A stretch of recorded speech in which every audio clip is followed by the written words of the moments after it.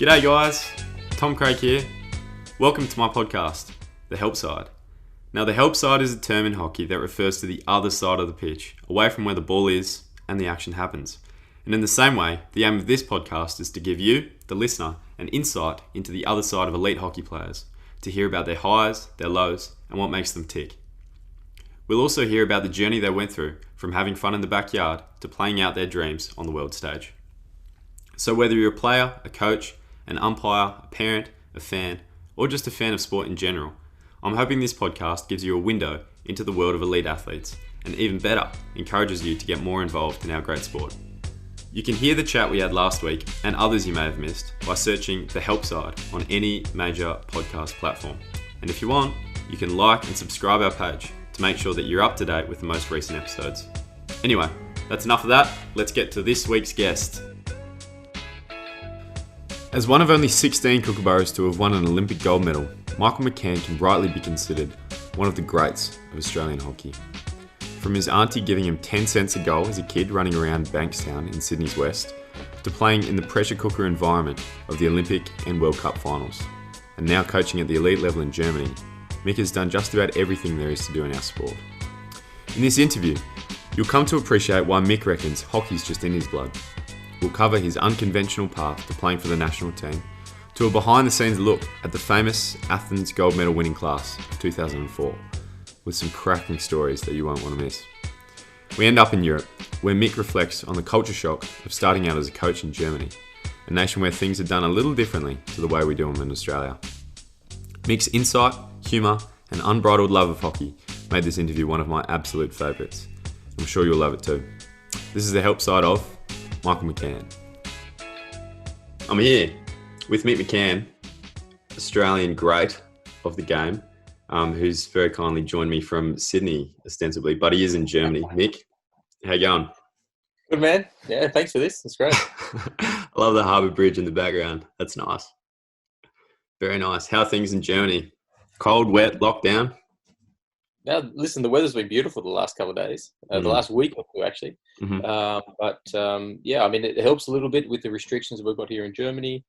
As you probably know, I can't get on the hockey pitch. I can't work, so I'm spending a lot of time at home with the family. Just basically waiting for the government to allow us to come back in some form onto the hockey pitch and go back to life normally when possible. Sure. And as a coach, that must be pretty difficult. Are you? I know you just stepped down from your role in Mannheimer, but what is it that you're doing now? Yeah, so listen, I'm still responsible for the team until the 1st of June. Mm-hmm. So we do a lot of online stuff, 2-3 times a week, athletic programming, strength programming online, just so the boys can have contact. The Olympic possible players are actually allowed to go back on the pitch and train at the moment, so we've got a little bit of contact there. But for the men's program, not yet. Okay.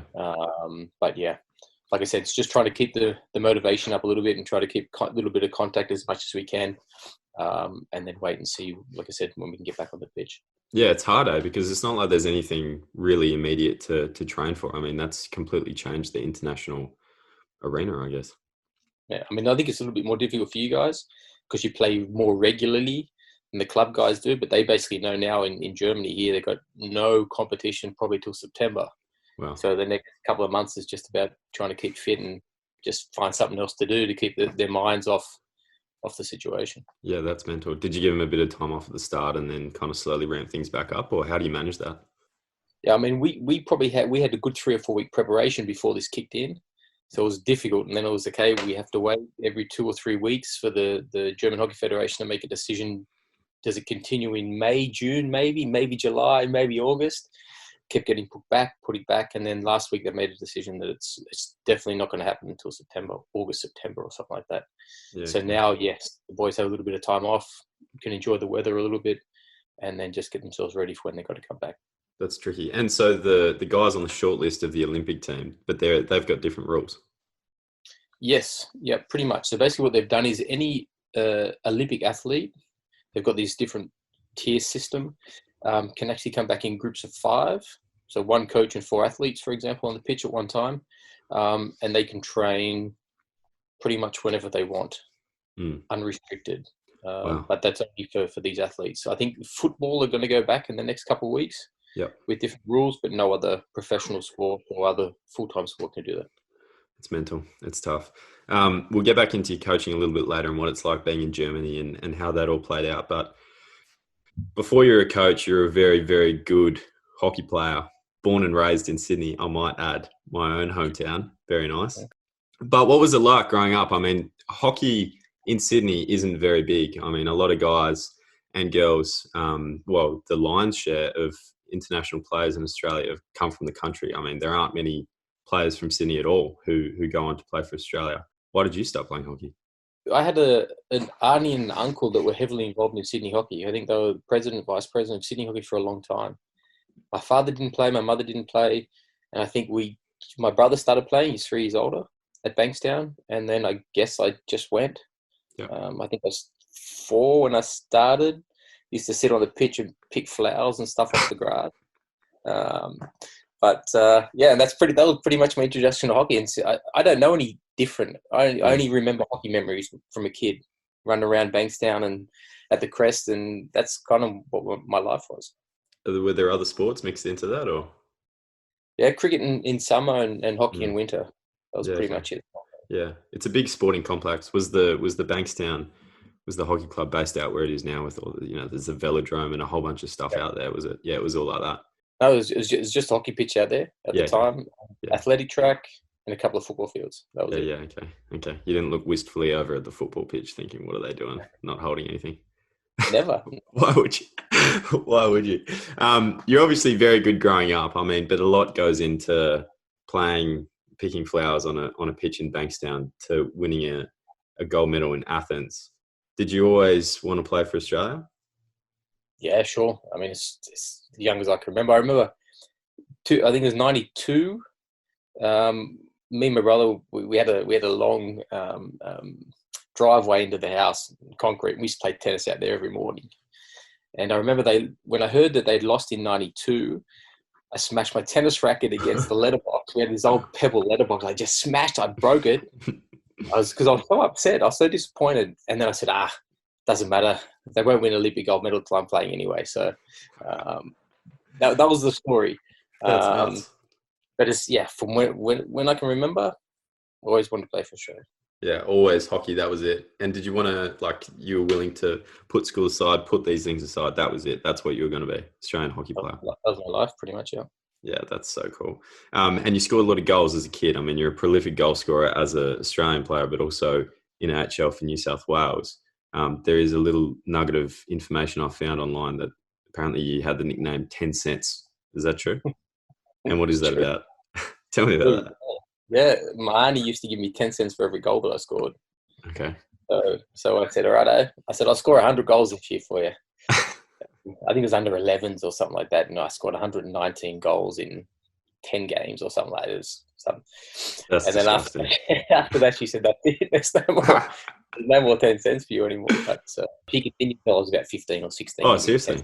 10 cents every goal. Jeez, quite a nice little nest egg there. Yeah. Where did it go? I would spend on lollies or something. Was it you'd play 11s, 13s, 15s? Did you play multiple teams growing up, or? Sure. I mean, we under 11. We had a great coach, Laurie Frost. He wanted. I mean, in Germany it's different. You can't play men's hockey until you're 16 and 4 months. Mm-hmm. Very precise. In Sydney, our under 13 team played as the 5th men's team as well. So we'd play under 13s. Some of us would then go to under 15s or under 17s, and then we'd play with the 5th men's team at 12 years old. And we used to get thumped by these old guys out of North Sydney or something. Just these little kids, bomb. We used to win most of the time, mind you. But by the time we were 13, 14, I played my first game with the men's team. I think I might have before I was 15, I think, with Bankstown. But you'd play 2-3 games every week, every Saturday, 2 or 3 full matches. Now we talk about putting too much pressure on the kids or too much sport with the kids where they play a game and you got to make sure they rotate and all that kind of stuff. Different world. Different world back then.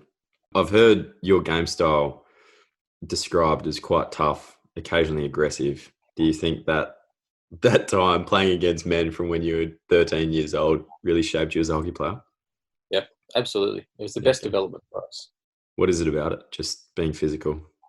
He's got to toughen up. I came home. I remember I was probably 13, probably about 14. I just started training with the men's team, and Warren Birmingham was playing at Bankstown at the time, and we were running before training. We were just getting flogged the whole time, and then training was hard. These guys would just beat you up a little bit, and I came home and I was, this is tough. And Dad said, listen, if you're going to cry about it, don't go back. Go back. What are you doing it for then? Yeah. So it was, you do it, you suck it up, you keep going, and you just toughen up, And I was probably not the best teammate for a lot of guys my age, just because I probably was a bit more dominant and a bit more aggressive, just because of the way we had to grow up quicker back in those days. Yeah. But it was, personally, for my development, it was perfect. Okay, so when you say you weren't the best teammate, is that, I mean, you scored 119 goals. I know you were young, but like, you obviously didn't mind taking the shot. Is that kind of, would you say you were selfish growing up, or how do you mean? Maybe. Probably in general, I was a bit selfish. I just wanted to win. I didn't care how. I'm probably not the nicest guy to my teammates, I'll be honest. I had a best mate, Scott Barker. I mean, a lot of you guys in Sydney know Scotty, and kind of we were just two peas in a pod the whole time. He was very quiet. I was very dominant. And maybe he kind of softened things over a little bit in the group, but in general, it's just about winning when I was younger. So we didn't really care how we did it, but got it done. Yeah. Okay. It sounds German, actually. I don't know if you were destined to end up in Germany, but so you mentioned you played with Warren Birmingham. For those of you who don't know, he's one of the best centre halves I think Australia's seen. What was that like? What was the age difference between you, and what was it like playing with someone? Obviously, he'd played for Australia by the time that you kind of met him and started getting involved. But was having someone like that to look up to and to kind of model your training around, how beneficial was that? It was very beneficial. I mean, he was still with the national team. It might have been 92, 93, something around that period, I guess.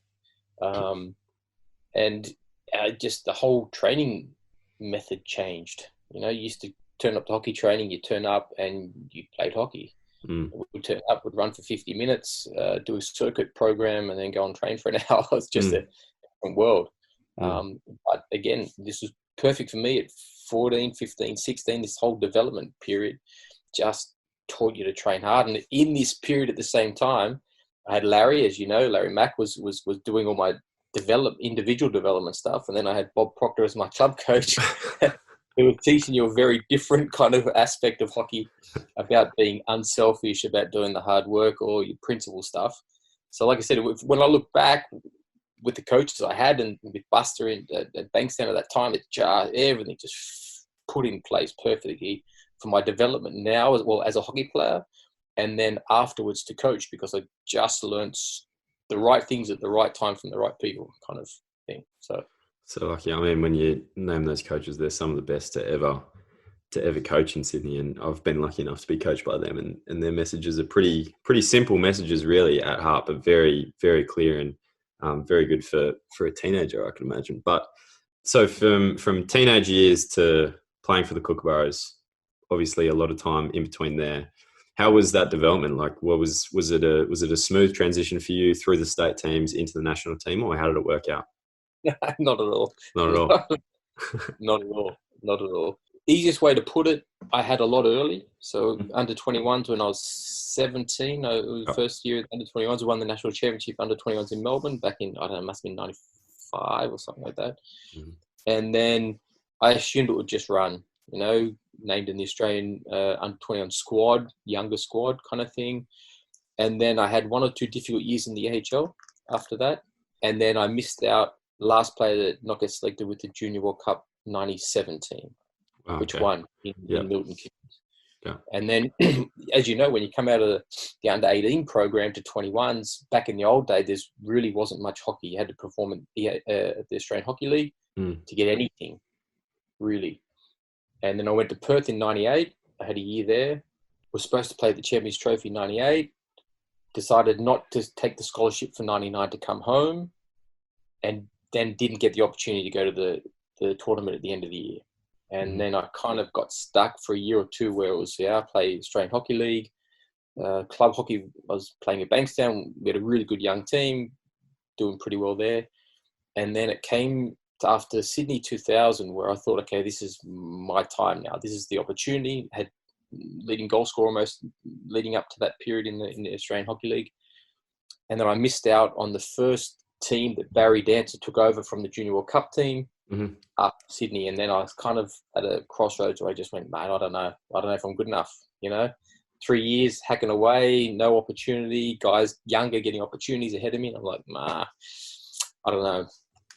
And then pretty much took Michael Brennan to retire at the start of 2001, where so they picked a squad of 24, missed out again after leading goal scorer in Canberra at the Australian Hockey League that we won, 2001.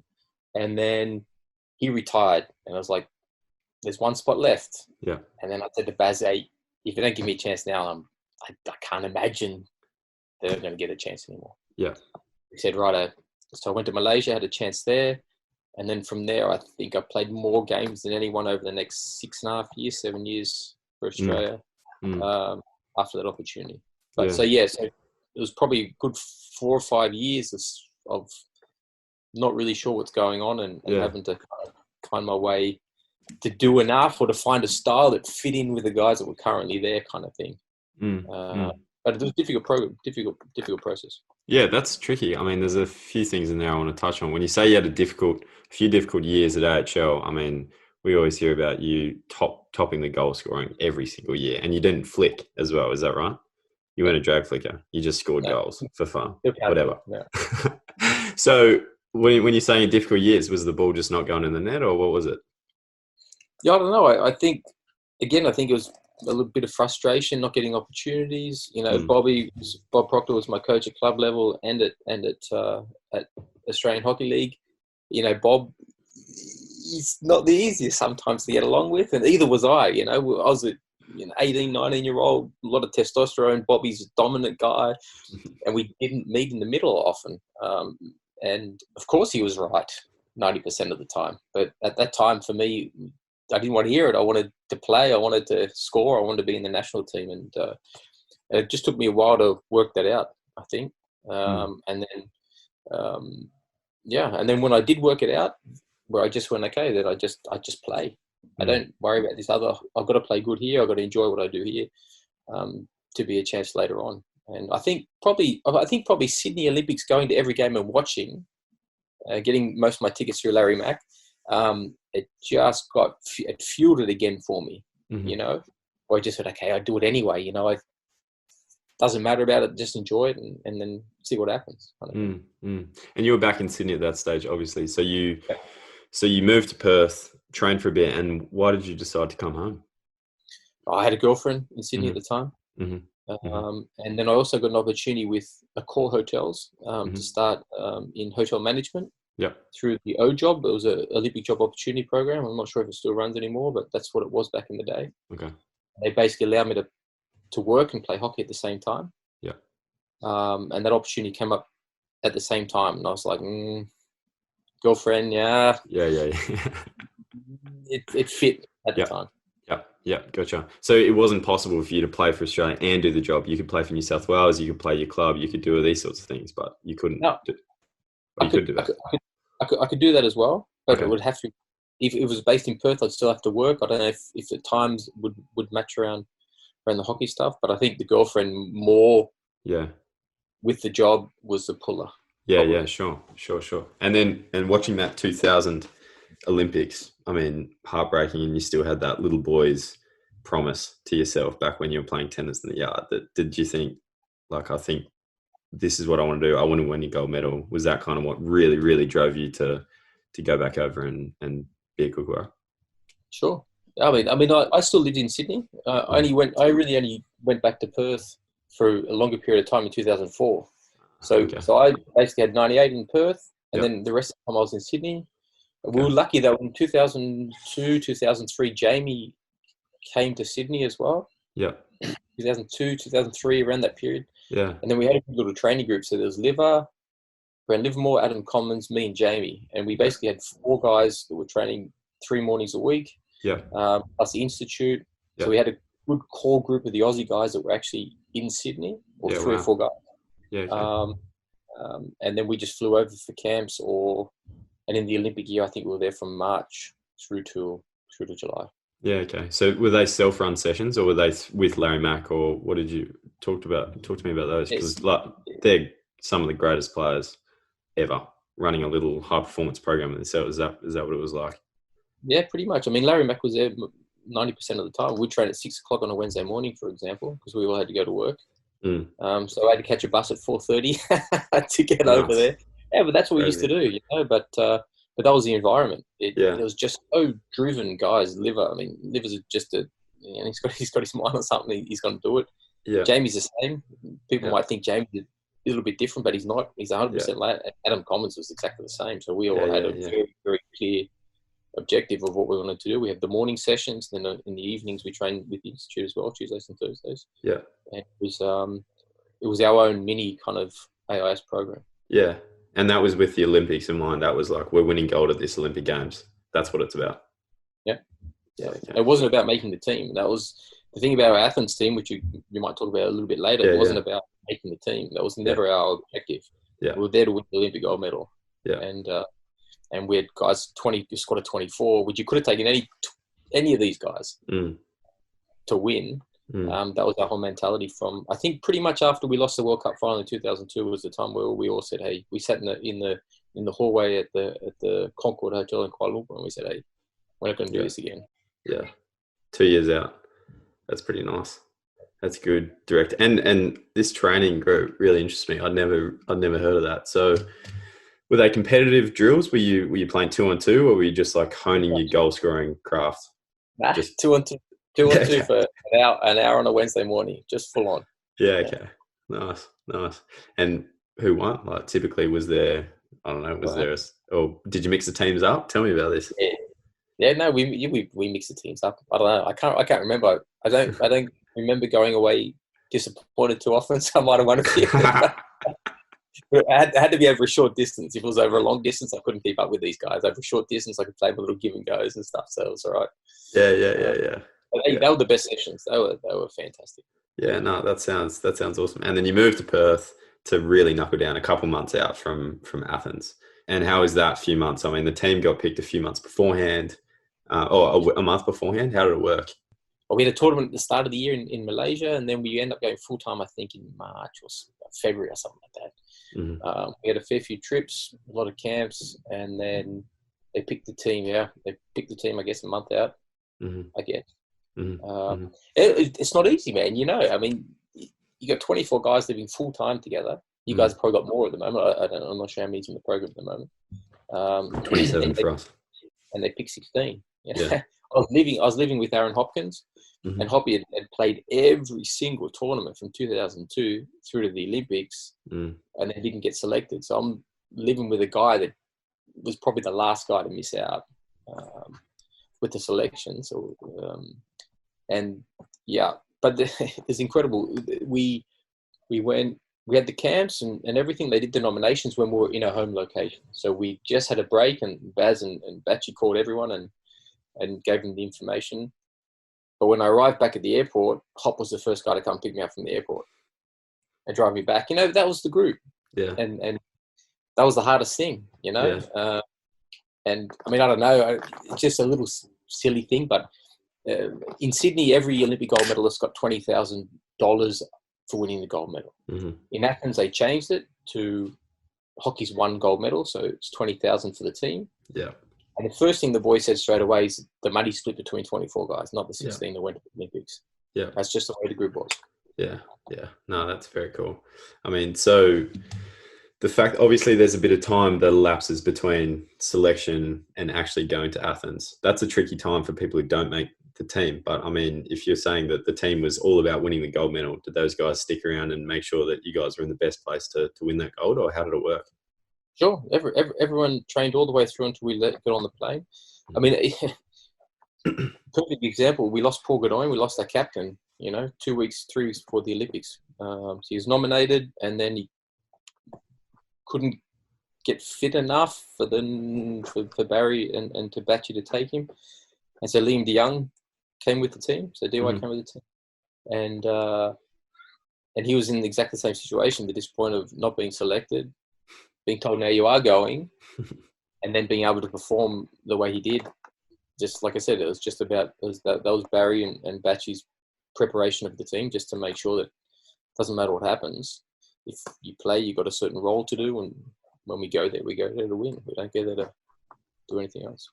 Yeah, I mean, you said that in 2002 in Kuala Lumpur, that was when everyone sat down as a team and said, like, this is what we're doing. And that was player driven? Yeah, sure. Yeah, sure. Okay. And that was a goal every training session. Was it obvious? Was it clear that you were like, most sessions, this is about the gold medal, this is about the gold medal, or was it about individual tournaments? Just tell me about the training environment, I guess, and the lead up when you were over there for camps or these sorts of things.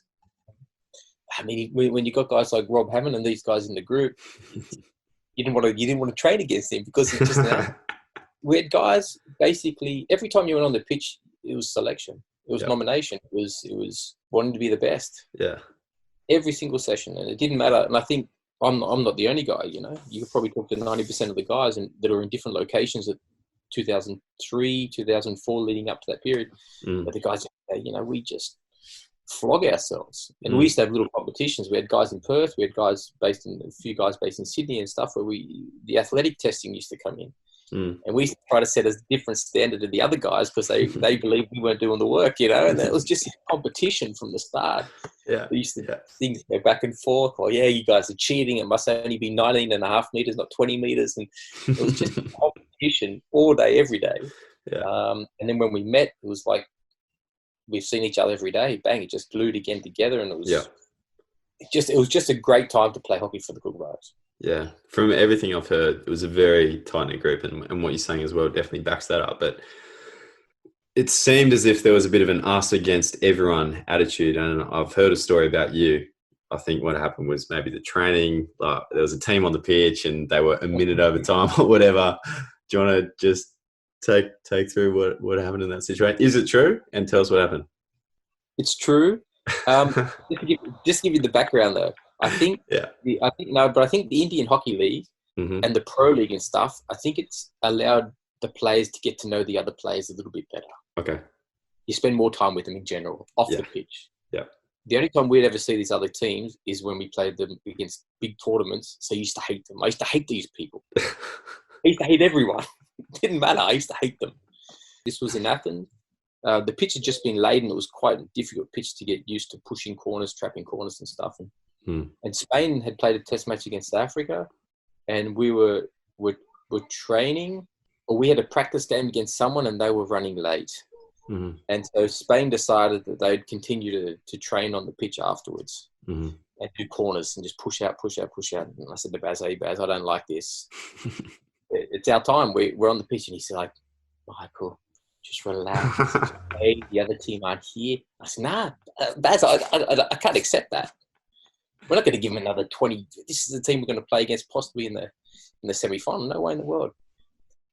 So he said, listen, just be careful. I said, yeah, I'll be careful. So teams are warming down. South is warming down on the side.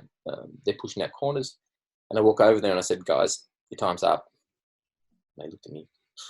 You guys aren't training yet. Yeah, your time's up. 5 minutes already. They said, we're going to do 10 more. I said, no, you're not going to do 10 more. It's time. I said, I want to shoot at this goal. And the other, of course, there's no one at the other goal. They said, yeah, the other one's empty. I said, I want to shoot at this one. This is where I'm going to score goals against you guys in the semi-final. And then they pushed out. He flicked it. So I just lined up and I smacked the ball at the goals with the goalkeeper standing there. Hit him halfway up the pad. And then it erupted. They wanted to jump in. Our guys jumped in off the bench and everything. And I said, I asked you nicely 3 or 4 times. You wouldn't go. So you can go now. And of course, then they went off the pitch. And then I went off the pitch and started warming up. But we beat them in the semi-final 6-3. So, classy. And you put 2 past them in that game as well. We're gonna get to that. I mean, we've spoken about Athens without really talking about Athens. So we might as well give it a label and talk about Athens. That was your first Olympics. That's the thing that gets me.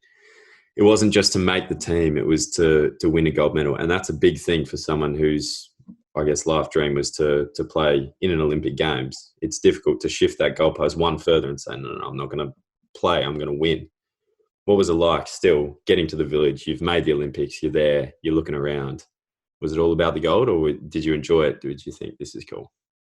No, I said this to these people. I don't think I enjoyed it until after the Olympics. Like, when I look back now, yeah, it's easy and all that kind of stuff. But no, you're so focused. I mean, the good thing for me was it wasn't pressure when I got there. Well, I wasn't Jamie. I wasn't these guys that just had to dominate. That was their job. That's how good they were. I was a bit of a soldier, you know, had a certain role to play, and I knew I could do that. It didn't matter what the pressure was. I had an easy job.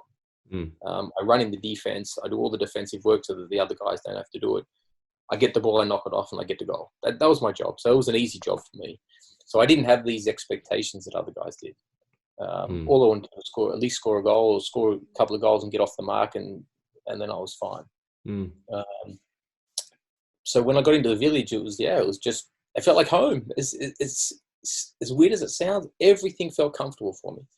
And that was actually the motto of the Olympics, welcome home, because it was going back to Athens for the first time. And it felt like that. It just felt like another camp with the boys. You know, we're here to do a job and we're going to do it. I mean, you said before when you were a junior player, maybe a little bit selfish, it was all about just kind of winning, and then to change your role completely to knowing that you're not Jamie, not going to attract the headlines or whatever, just doing your job. That was the thing, doing your job so that these guys could do their thing.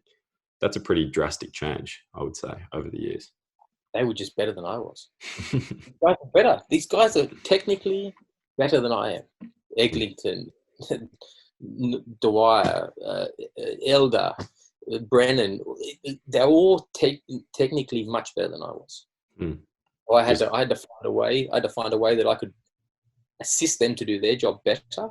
That my role became important enough that they couldn't do without me. That's the only way I could get myself into the group. Yeah, okay. That was cracking into the team. You were thinking, these guys are that much better. I just need to do my job and do it well. Pretty much. And bring something that they don't have, or that can connect these two individual talents. How can we connect that a little bit? Can I be a connection point between Eglinton coming through the midfield at 1,000 miles an hour, a little bit like yourself, with Jamie? You know, how can I get these guys getting the ball going forward in the midfield instead of having to come back to the ball all day? You know, what value can I bring to allow these world-class hockey players to do what they do? Pretty much. It's a really interesting answer. That being said, I mean, if your job was scoring goals, I think these stats are correct, but you've scored 71 goals in 165 games. That's a lot of goals. So sometimes it obviously meant, and I mean, you scored goals for AHL in New South Wales, like goal scoring is in your blood.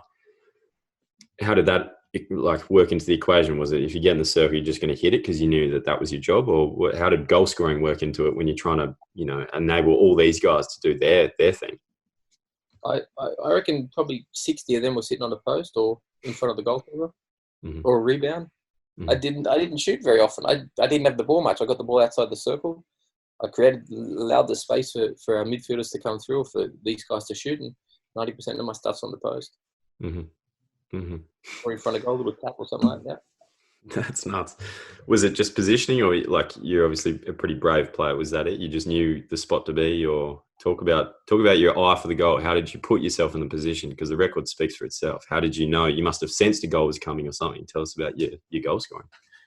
I don't know. I think I had a really good understanding of I anticipated really well. And I could make decisions in a second where I just have a feeling for, is he going to shoot, where I got to be? If I can get to the post, I get to the post. If I can't, I'm going to play a rebound. Generally, and my general thought was, whenever that ball goes to goals, I've got to be on my way to the goal when everyone else is stopping. That was my main thing. You know, if you talk about these kind of guys around this circle, you talk about guys like Grant Schubert, that instinctively are probably the best guys I've ever seen play hockey around these areas, and had the quality of different shot selection as well. My shot selection really wasn't that good. I was a clean hitter of the ball, couldn't flick. I had to do what I could do. Sit at post, be brave, be nice and low, and just try to anticipate quicker than the defenders do. Okay. That's crazy. So back to Athens real quick. Your team, you knew your team was good, obviously, but you hadn't won the World Cup in 2002, and you there must have been a few nerves, or did you always know that it was going to be gold? How was your confidence leading into the games? Gold. I don't know. I mean, every tournament you go into, you think you're a good chance. I mean, this is the group that won the Junior World Cup in '97, and from 2001 to 2008, if I'm correct, I guess that we're in every single final except in 2008. So Champions Trophy, World Cup, Champions Trophy, Olympics, Champions Trophy, World Cup, Champions Trophy in every single final over that 6 or 7 year period. So it's just a top quality group. And I think, I mean, the confidence, we had beaten everyone going into the thing. I think I saw a stat from Barry. We had a 10-year reunion back in 2014, and Baz had up at his place some stats and points for players for different teams. Of course, Bevan George won best player every time. His love for the child. But there was something about 11 games in the last 12 months leading to Athens, we had scored in the last minute to win or draw a match. Wow. And that gives you a lot of confidence. I think it's probably the turning point for us. Argentina, we scored with about 2 minutes to go or a minute to go 2-2. And then against India, we scored with 14 seconds to go. That was the third game. And after that, I think it was just for the boys, okay, it doesn't matter what happens. We're in this. We're in every game. If it gets tight, we've got the quality. We've got guys that are going to get there. And after that, it was kind of just, yeah. There was not one person that didn't believe we couldn't win it. You know? I mean, you say that, like, it's interesting. You're saying, yeah, we knew we were going to win, but if I were to look back, 20 years ago or 16 years ago, whatever, and I look at the score sheets, it looks close. For someone who didn't know the team, it looks like you limped through the pool stages, just made it into the semis, blew the Spanish away, and then, you lost to the Dutch in the pool stages. It wasn't a convincing pool group. And you say that gives you confidence, but it wasn't like you were wiping the floor with everyone. Yeah, the thing about it is there's a lot of other things going on there as well at the same time. We had, for most of us, for I think it was Liver, Wells, Elder, Brennan. Well, good as we got injured. There was 4 guys that had played in the Olympic Games before that. The rest of us, there's 12 guys that hadn't played in Olympic Games. And we had this issue after the Indian game where Baz publicly smacked us in the newspaper about the way we celebrated after we scored goals. Okay. And this continued into the South African game, which we knew if we won, we automatically in the semi-final. And so our performance against them were a bit shaky. We had some issues, Jamie, me, with Baz, and a couple of other things going on. You were celebrating too much, or what? What was this? Pretty much. Okay. Yeah, there's a few goal celebrations that we talked about in the group, and we did it, and Baz thought it was arrogant and in the best interest of the team, because we went from 3-1 up to 3-3 in a minute and a half after we celebrated these 2 goals. Yeah, were they good goals? Of course they were. Yeah. Awesome goals. I got one. Worthy of It'll be good. And then so before the Dutch game, we were already in the semi-final. It didn't affect us at all. So we went in with just doing what we have to do before the semi-final. We wanted to play against Spain. We played against Spain in a test match in Athens 3 days before the opening ceremony. We played them at 1:30 in the afternoon, 54 degrees on the pitch, and we beat them 7-1 in 2 times 20 minutes. We beat them 7-1, and we thought, hey, this is our team. And not that we didn't play 100% for that game, but we wanted to play Spain in the semi-final. That was fixed. And they were probably a bit scared of you as well, considering your run-in before the pitch. Do you think that made a difference? Like a little bit intimidating? The Aussies are here, coming to smash us again. I don't know. Thanks, but listen, they were probably the most dangerous team in world hockey at the time. Yeah, the young forwards, it was you never knew what you're going to get, but there's teams you just match up good against. We always matched up good against them. Yeah. Okay. So the Indian game, you scored in the last 15 seconds or whatever. And if you hadn't done that, then you wouldn't have known it at the time. But like considering you lost to the Dutch in the last pool game, if you hadn't beaten India, this story wouldn't have happened. You wouldn't have won gold medal. It would have been. Is that the way it would have played out? Yeah, I don't know. We would have played differently against Holland, of course, in the last Yeah, round yeah, game. okay. That's for sure. Okay.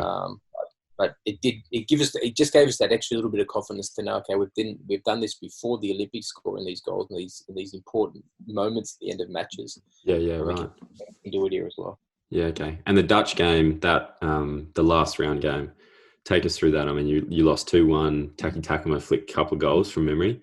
Were you thinking mid-game, these guys are good, like we might come up against them again, or were you already planning for the finals, or were you just in that game, giving it everything? I don't know about the other boys. I was looking towards the semi-final. Okay. I don't know. We all played less minutes than we normally play. Sure. The focus wasn't on the game against Holland at all. That was from my perspective. Yeah. I was looking towards Spain in the semi-final. Yeah, okay. And did you pull something special out against Spain, or did you have something saved that you were like, yes, semi-finals, this is time to go, or it was just belief, you knew you were going to beat Spain, they're the team we want to play? Yeah, pretty much. I mean, it was my 100th game. Oh, okay. For the Kookaburras as well. And it was probably the best game I've ever played in my life. Yeah, 2 goals. I think I probably had 35 touches, all clean, didn't lose a thing. Everything worked for me that day. Yeah, okay. And for a lot of other guys as well, it was probably the best hockey we played. I mean, we dominated. I think they scored a goal at the end, but we're up 6-1, 6-2 at some point. Yeah. Games, it was dominant. You're always ahead by a few. Is that a feeling that you try to? I mean, most elite athletes can probably relate to that. There's a certain game that they've played where they're like, that was a good game. Is there something about that game is it something you did beforehand to get you ready for it, or was it? Did you try searching for that feeling in later games? Was it something that you reflected back on, or it just happened? Nah, it was just a bit of luck. Luck. You know these tournaments. You some day you feel fresh. Sometimes it's just on. The weather's right. It's hot. Yeah. I mean, we played a lot of these games late at night. Yeah. It was like 8:30, 9 o'clock games in the evening. Yeah. Where you've been waiting all day, had a good sleep during the day. Everything just kind of worked up perfectly. Like I said, we played against the team we want to play. Everyone was fresh. We had a day off before. And like I said, everything worked for us. Everything we touched worked.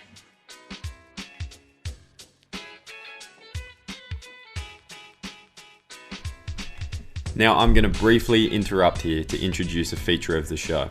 We'll call it our Hero of Hockey segment. We know that community sport flourishes on the back of hard-working volunteers who give up their time and effort simply for the love of it. And we want to give you, the listener, the opportunity to contact us and tell us who deserves to be our Hero of Hockey for the week. Tell us who they are, what club they're from, and what they've done for the sport, and we'll give them and your club a shout out. So get in touch via our socials, and your nominee could be chosen for the next episode. It's time for this week's Hero of Hockey. Now, we've decided to change the tune a bit and recognise one of the truest heroes of our game, in loving memory of Sam Kernan. The following was put together by members of Sam's beloved Entrance Devils. Sam was a proud Entrance Devil for 25 years. He appeared in over 550 games for the club and was a beloved teammate, coach, vocal sideline supporter and mentor.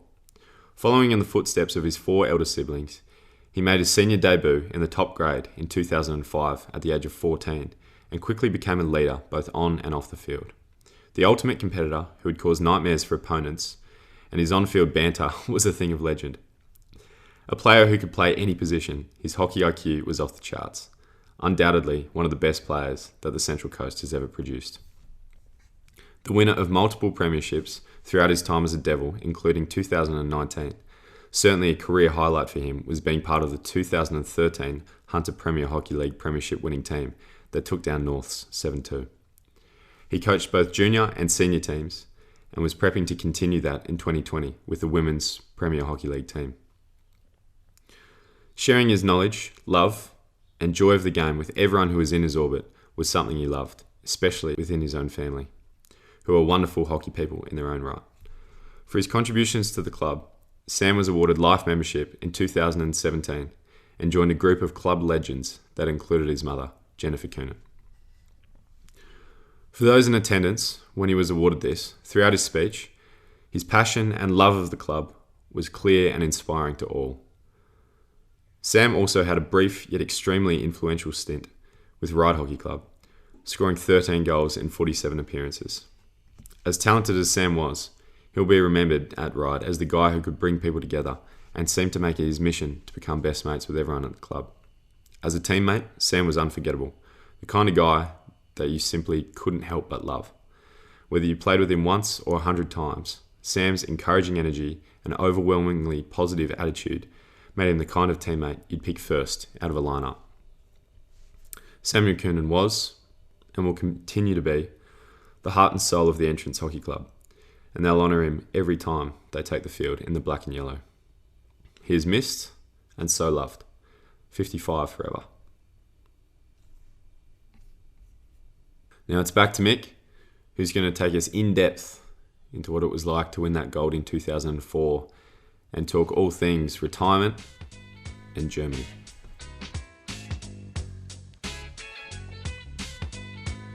And we arrive at the final against the Dutch, a team that you'd lost to before. I guess that, knowing what I know now, that didn't matter too much. But there's no mistake, they were a red hot team. They were a very, very good team.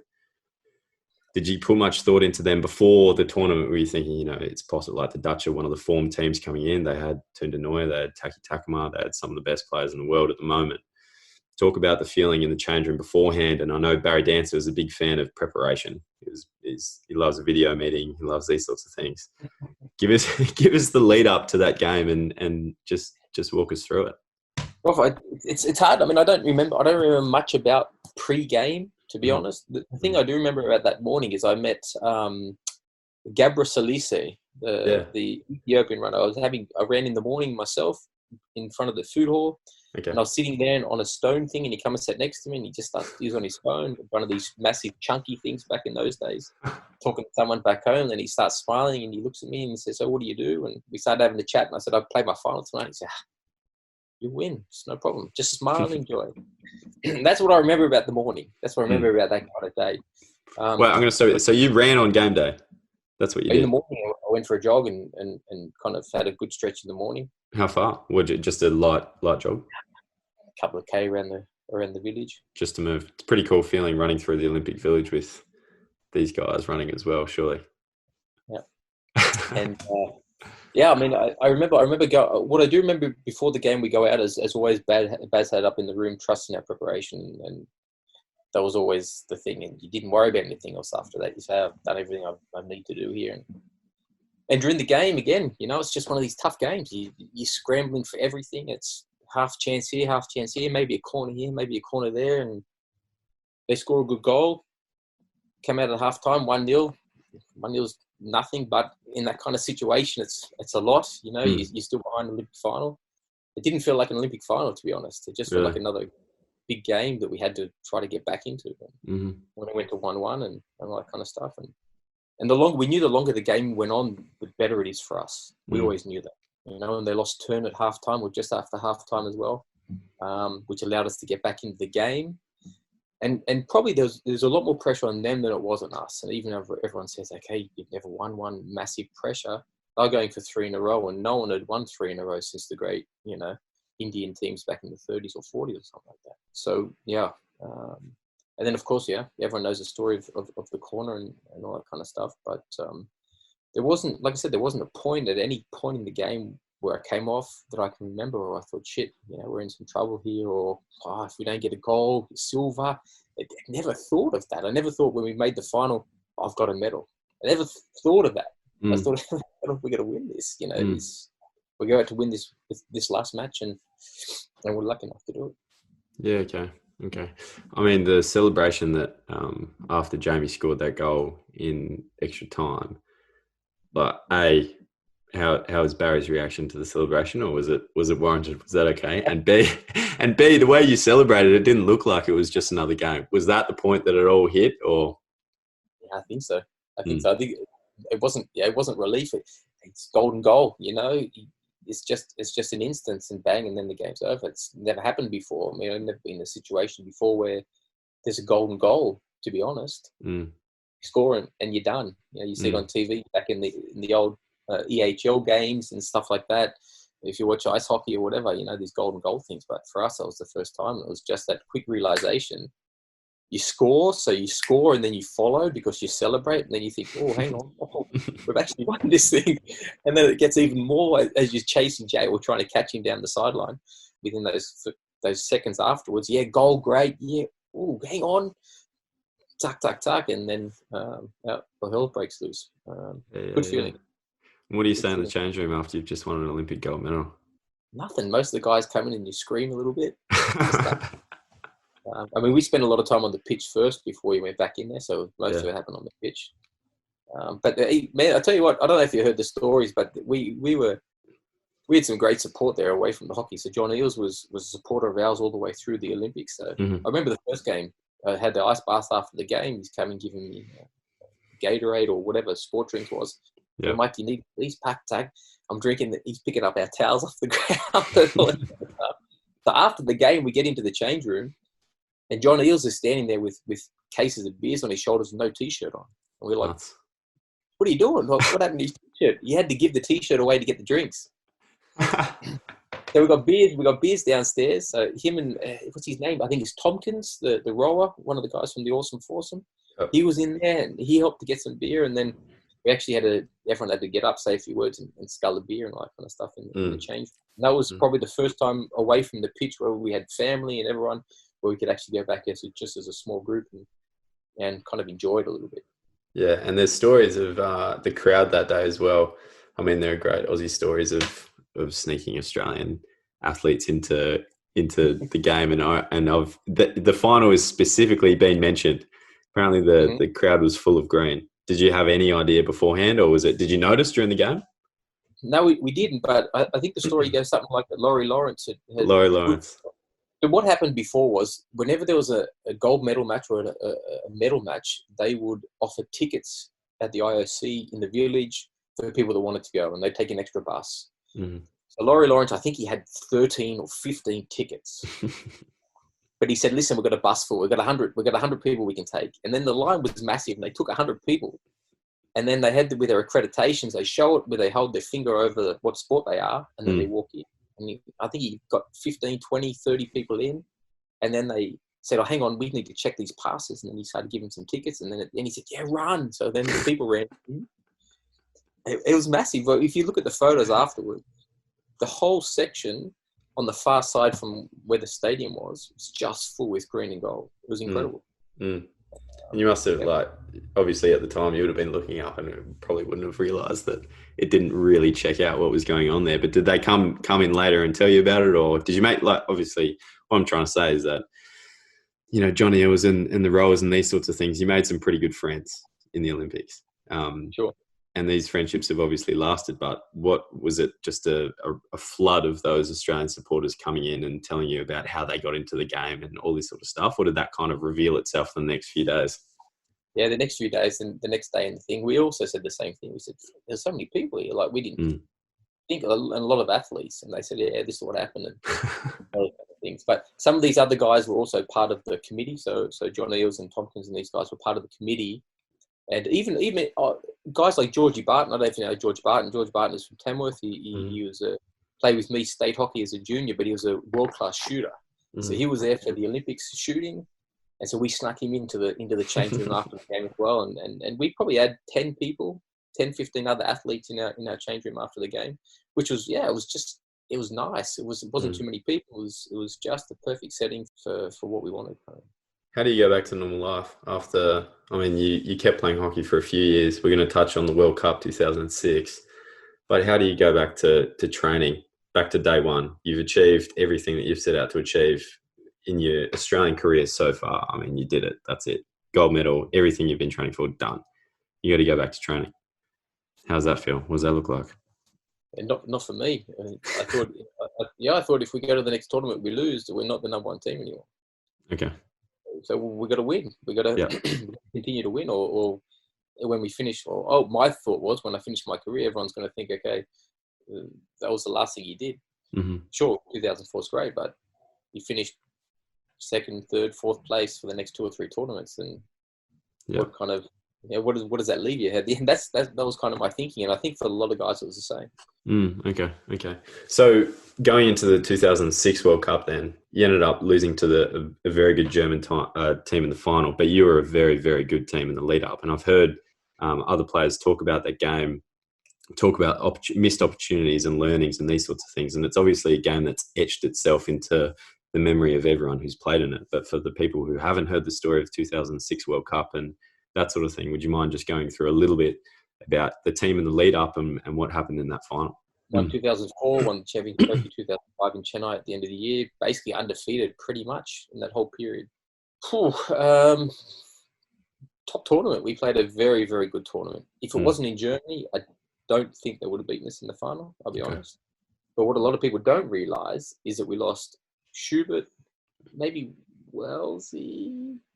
So we had two of our core players that were out just prior to the games, just prior to the World Cup. And I think within the last week of the tournament or something like that. So we had Eddie came in, Russell Ford came in, and then in the semi-final, in the last 5 seconds of the game, Jamie popped his hammy.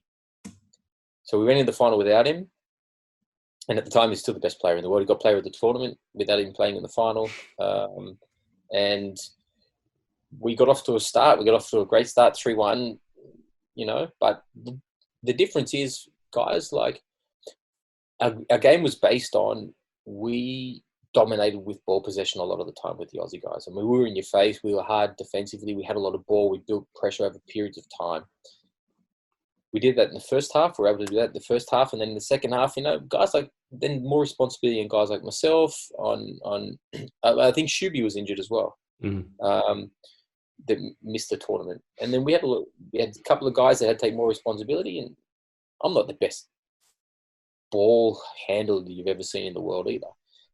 So even though we had a lot of guys with some experience, we struggled in the second half just to control the ball and have this dominance that we've had before with the ball. And they get little half chances, score a goal with the back of the stick, all that kind of stuff. And the momentum. I mean, there was 10,000, 15,000 people in this crowd. It was probably the best tournament we'd played in regards to crowd and noise and all that kind of stuff. And they got into the game. Zeller was world class, and then got back to 3-3, scored a goal and a 1-against-1 contest, 4-3, and then I think we had 1 or 2 chances at the end of the game. But sure, it's difficult to look back like that. I think we're probably a little bit lucky to go up 3-1. We hit 2 corners we're a little bit lucky on as well.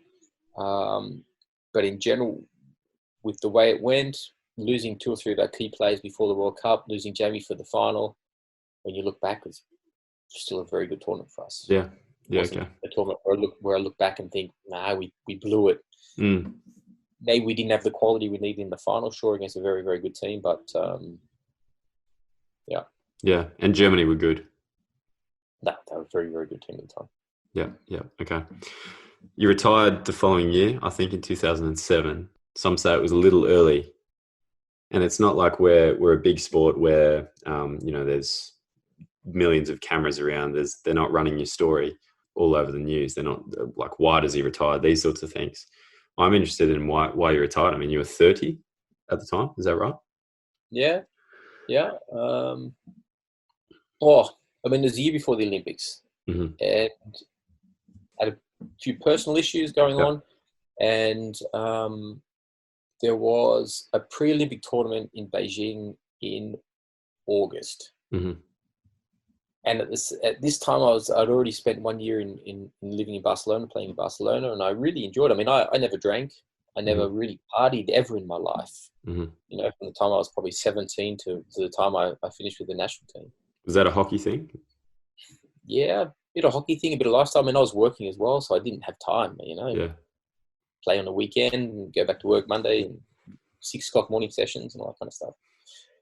And in Barcelona, I lived a lot. I mean, I had a great time. And it was difficult to go back. And then I had to make a decision. And the hardest thing for me was, and I said to Baz, I don't want to go to this Olympic test event in Beijing if I'm not going to go. If in my heart, if I'm just thinking about it. And then I said to him, I really don't believe I want to go back for the centralized program. I've met someone in Barcelona as well. And if we didn't win in Athens, I'd go back 100%. Yeah. I don't need it anymore, really. I don't need this. Yeah. And so I decided at that time, priority, don't mess the team up by taking a spot and just go to Beijing, just to go to Beijing, to say I've been there. Yep. To someone that could possibly go and play in the Olympics 12 months later, and see what happens after that. And I knew eventually, if I wanted to live in Europe, that I'd have to get into coaching as early as possible. Long story, with visas, with all that kind of stuff. With hockey not really being professional, you have to really get into coaching as early as possible to stay long term. And that was the other option that I had in Germany as well.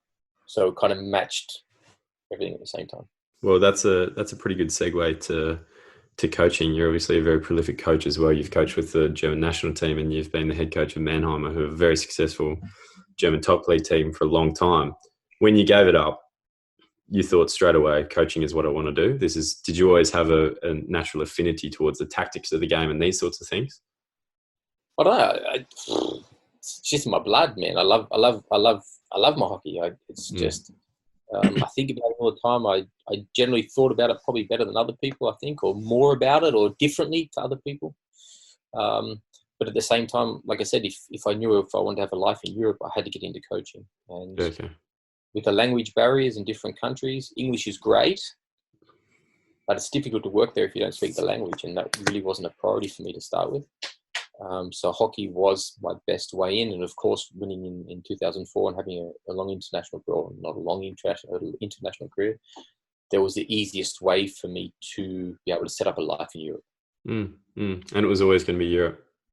Yeah, my girlfriend at the time was from, my wife now is from Austria, so it was always going to be easier to be in a German-based speaking country, where she could also work and do other things. But yes, Europe was the first priority. I mean, I spent a lot of time in Australia. At that time, Europe was new, it was exciting, so that was the first option. Yeah, okay. So initially you mentioned there's a language barrier, but there's also a few cultural barriers, I guess, between the Australian way of play and the German way of play. And you've got to somehow, like, I guess, adjust your style or adjust the team style, or how did that work, that initial foray into coaching in Germany? I thought that they should, I mean, I was a little bit naive. I thought I come in and they have to change to my way. It doesn't work that way, particularly in Germany. Okay. In Spain, yes, a little bit, but in Germany, no. I mean, I had to learn, because I played the first 2 years or 2.5 years. I assistant coach with the team, but I played. And I learned very quickly that I have to give up everything for them first. And then through the back door a little bit, just start to give my ideas and start to build a little bit more around like how I like to do things. And once I did that, it was quite easy to fit in. And over the last, I mean, I've been in Mannheim now for 12 years. Now it's a lot of the way I want to do it, but it's kind of was their way, then it went all the way to my way, and now it's kind of back in the middle again, where it's a really good mix of aggressive, but technical, patient, but full speed kind of thing. So I think we're at a pretty good spot now that we've been able to kind of meet halfway in the middle of it, but it's taken me 12 years to do it. Okay, and there's a lot about the German style that you've obviously learnt about now that you couldn't possibly have known when you were playing. Are there moments when you look back on, the good German teams in the past and you think, oh yeah, that makes sense. Now that I know everything I know about German hockey, has it changed much? Or the system hasn't really changed. I'll be honest. I mean, it's an all club-based system. So you have to understand that all clubs here, all clubs generally have a very good head coach at each club. Most of them are full-time. Some aren't full-time. That's first division, second division. At smaller clubs, they generally have one full-time employee that does a lot of the hockey coaching. So, for example, my club's probably got more full-time coaches than a full-time coaches in Sydney or in New South Wales hockey. Oh, wow. Okay. You know what I mean? Yeah. So it's very club-driven, and that professionalism is put in at a club level here. In Australia, we have to wait till we get to the AIS. We have to wait till we get to institute or national programs to get that kind of attention and that development and that consistency of development happens here under 12. So I also coach the under 11 team here, or under 10 team here. So it starts from the start. You get your men's coach also coaching the under 10s, and that's just the German development way. Everything gets passed through the whole club from the top all the way through to the bottom very, very quickly. Yeah, okay. I mean, when we look at the Germans, They always seem like a very, very well-oiled machine. Like things go right. Even their water bottles are lined up perfectly on their bench when we look over. I mean, and you're saying that that's because they've done it their entire lives. Yeah, maybe. I don't know. It's a little bit. It's hard for me to really register it now because Yeah, sure. I've been part of it for a bit. Mm. What the thing about the Germans is, like I said before, I used to hate them. I used to hate them. But their hockey lovers, they're very similar to us in a way. They have their way of doing things. They're very determined. They're very they want to win, and they have a system like we do that we believe in. We believe from the past, Australia being pretty much in the top 3 or 4 at every Olympic Games, except maybe the last one for like 40 years. We trust in that. They trust in the stuff that they had set up before, that it works. And as long as they get the development of the players right, then the history will help them to continue to be successful as they were in the past. That's the way they do it. And they really, really believe in that. And when I was with the national team, it changed a little bit because I brought something a little bit different mindset. But still, even when I'm gone, it's the same thing. They've got something they believe in from the past. It worked. They believe it. And they believe if they do the work and they're good enough, that they'll have another successful year the following year. They never question themselves about that. Yeah, okay. And I guess with Germany, it always seems like they pop up at the right time. Like they might not win Champions trophies for years and years. They might not win any tournaments, but come the major tournaments, they're there, and they're going to be a serious threat. How is it that they manage to get it? It seems like they just get it right every time. I think it depends on the coaches a little bit. I think it depends on the coach. I mean, Marcus Weiser is a master with that kind of stuff. I mean, what he did with the women's team back in 2004 and 8, 12 in that period. And one of his strengths was that he didn't have that much time with the national program. I mean, this is not full time. You have to understand the Germans, because the country's so big, they meet for camps and that's it. So you guys might have, in a calendar year, 250 days together. They have 100 if they're lucky. But they do it enough where you kind of starve them a little bit from being together, and then you bring them together, you feed them a little bit, you take them away, then they're hungry, and then you bring them again together before. He had a really good understanding of that, and that's what they've kind of done pretty well here. And at the same time, from a very young age as well, is that they have under 16 tournaments for the national teams that prepare them much better internationally than we have. I don't think he even played an under 21 practice match. Like international for Australia, for example. I think I played my first game in Kuala Lumpur with the men's team. There's a tournament in Mannheim that happens every second year. Holland, Germany, Belgium, and Australia come now with the schoolboys and the schoolgirls. So you've got basically 4 countries in the world at that age group every second year competing. And if not, it's another tournament somewhere.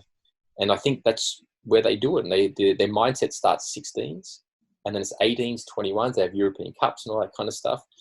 It's just in their system. This is the way you do it, and it's written. This is what you need to have at this age. This is at this. This is at this, and they follow it. They follow it to the law, and I think that's why they've been able to have that consistency for a long time. Yeah. Okay. Look, I feel like I could sit and chat hockey with you all day, but I've told my producers I'd try and keep it to an hour this time anyway. I've got a couple more questions though before we go. First one. Is Germany and Europe, is that it for Mick McCann? You're happy to settle there, or is there any desire at all to come back to Australia and coach here or play here or whatever? I'd love to come home at some point, but I think with the young family, it's difficult. Yeah, it's difficult. Yeah, I think unless when the little fella's a little bit older and can go to school for a year or two and actually get to see Australia and something like that, maybe. But it would only be for an Olympic cycle if I did. It wouldn't be full time. Okay. 3 more questions to finish this off. First one, best player you've ever played with or had in your team? Jamie Dwyer, best player. Most influential player. Okay. That can win your shit. Yeah, okay. Without even thinking about it, to just win your stuff. Yeah. I've got a question. So a lot of the guys in the past, they've said the best player they've ever played against is Mo Furster. when you've been in Germany for the last however many years, you would have seen him probably come from. You would have played against him in his early years. Club level a lot. Exactly. What is it about him that makes him so good? Yeah. Yeah, he had everything.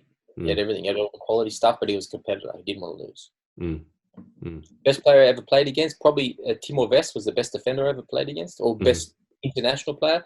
But Bevan George was the hardest guy I've ever played against. By a mile, Bevan George, best defender ever. I reckon I beat him 3 times in my life, and it was all in one session after he was injured for about 6 weeks and just came back in his first session.